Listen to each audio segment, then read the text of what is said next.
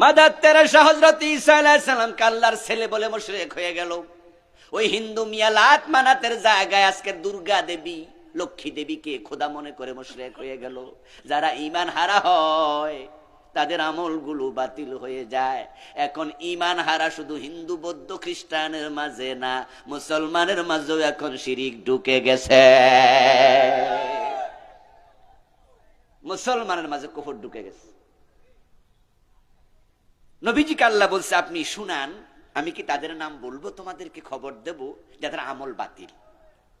আল্লাহর সামনে লাখ লাখ মানুষ হাসরের দিন হাজির হয়ে দেখবে আমল নামা এরকম একবারে সাদা কাগজের মতো, এইরকম খালি, দেখবে যে একবার জিরো। তখন তার আল্লাহ তাআলাকে বলবে, আল্লাহ আমি তো নামাজি ছিলাম, আমি তো রোজা রাখছি। যেমন কাদিয়ানি, আওয়াজ দিয়ে বলুন তো, কাদিয়ানি কি নামাজ পড়ে না? কিন্তু কাদিয়ানি মোমেন না কাফের? তো কাফের হলে কি আমল থাকেনি?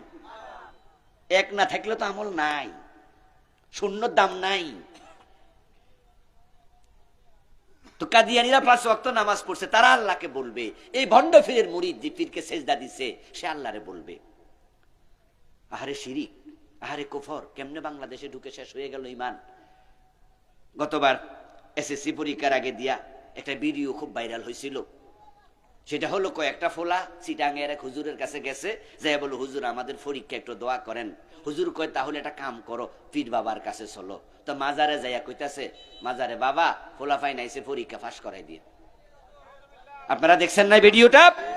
আচ্ছা, যে মইরা গেছে পীর, হে ফাঁস করাইবো, হেরা থেকে পাশের ক্ষমতা আছে? সফলতার মালিক কে?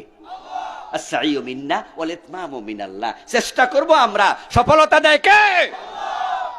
তো তুমি পীরের কাছে কি কি কইতাছো, কি পাস করাই দিয়েন, মানেটা কি?